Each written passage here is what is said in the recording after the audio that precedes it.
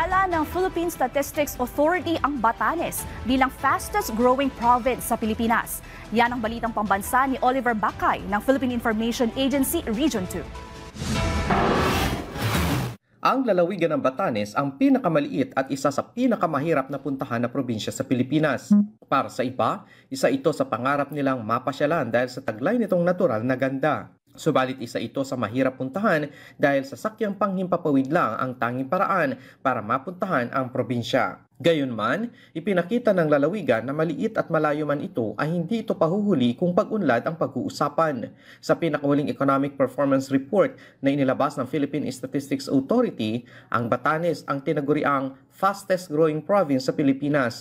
Ayon kay Governor Marilu Cayco, mula noong muling nagbukas ang kalakalan, industriya at turismo pagkatapos ng pandemya sa COVID-19 ay umalago ang ekonomiya ng lalawigan.